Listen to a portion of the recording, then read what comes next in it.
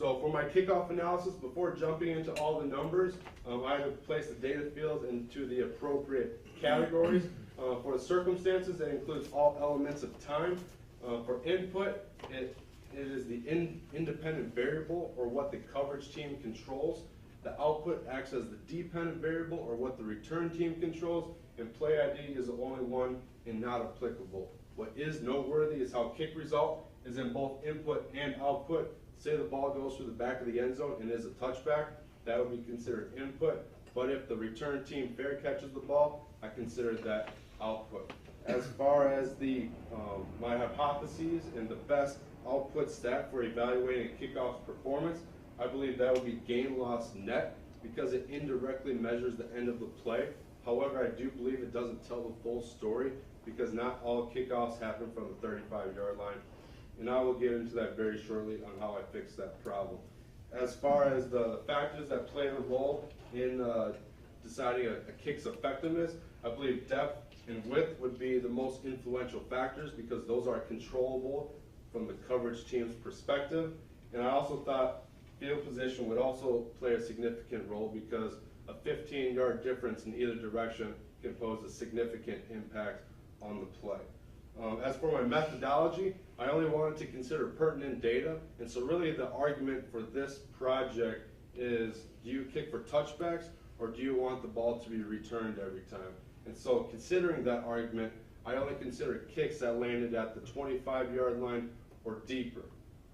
And as I stated previously, I did create or modify fields, and they're just conceptual and statistical derivations of the original categories, but I felt the need to do so in order to provide consistency and clarity amongst all the data. So now everything is on a 0 to 110-yard scale, and that represents the distance the offense will have to go to the end zone. So for example, 104 shows that the returner caught the ball 4 yards deep into the end zone, while 85 shows that the returner was tackled at the 15-yard line, leaving the offense 85 yards to go for a touchdown.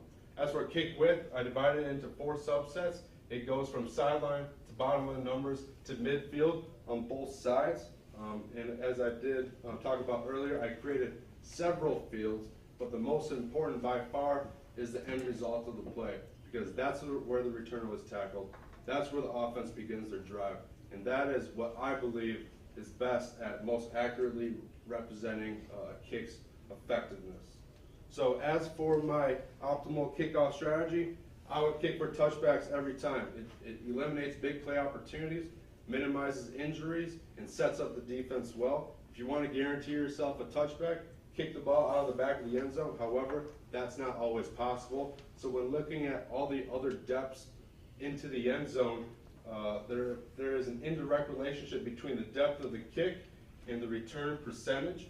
However, for depths 2 through 5, the data is not as clear cut. There's a little bit of a gray area, so I will touch on that very shortly.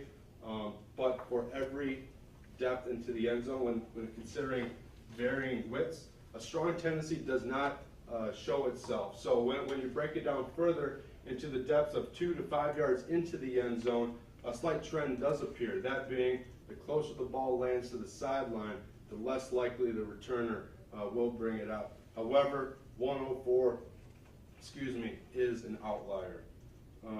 But I will admit that footballs that were returned did result in a more advantageous field position for the coverage team, and that is represented by that top red box right there, and that includes pooch kicks as well. But as I reflect on my hypotheses, I was correct on most of them, but what I found most noteworthy was the effect of kicking the ball off from a different yard line. There were 12 kickoffs that were returned for touchdowns last season.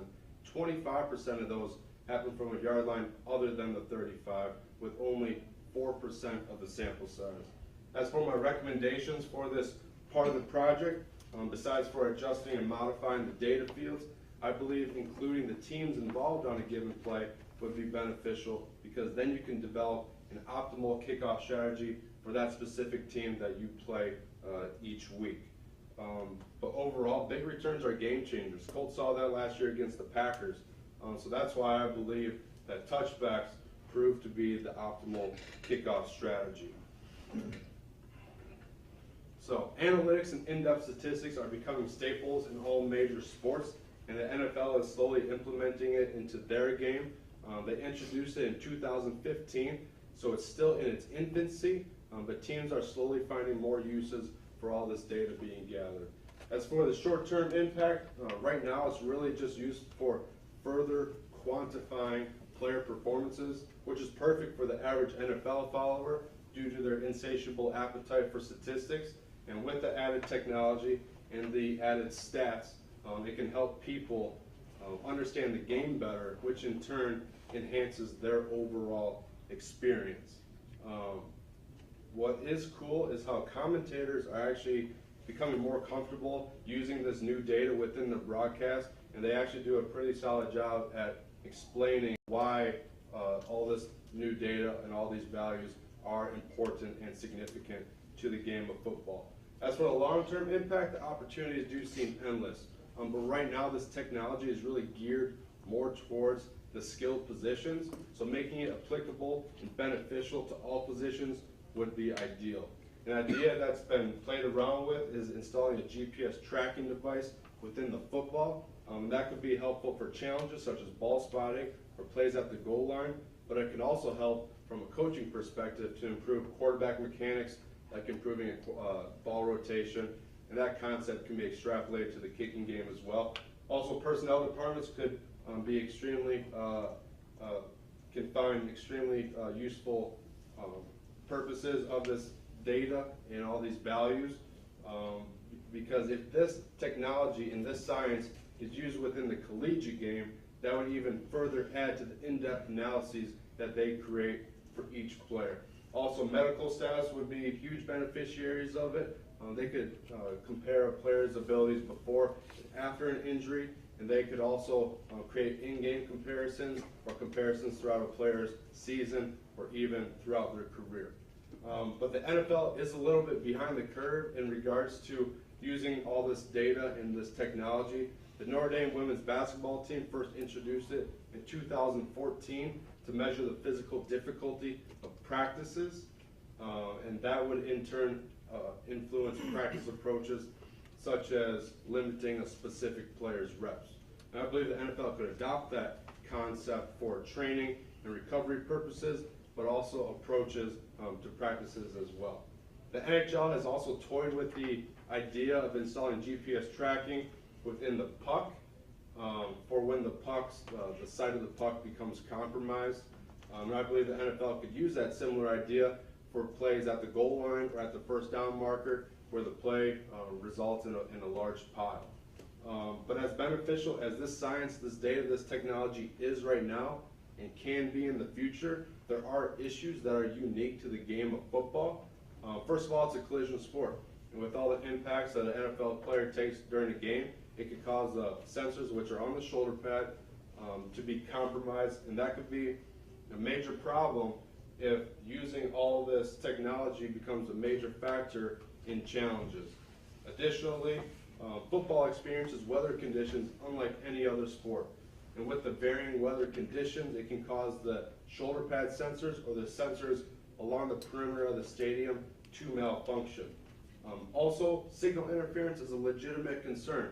Most NFL or some NFL stadiums can surpass 80,000 fans, while NBA arenas only a couple go over 20,000, and a few MLB diamonds go over 50,000.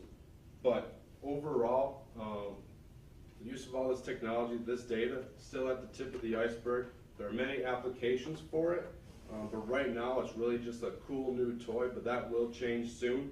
But the main thing is for football to continue to evolve while keeping the integrity of the game intact.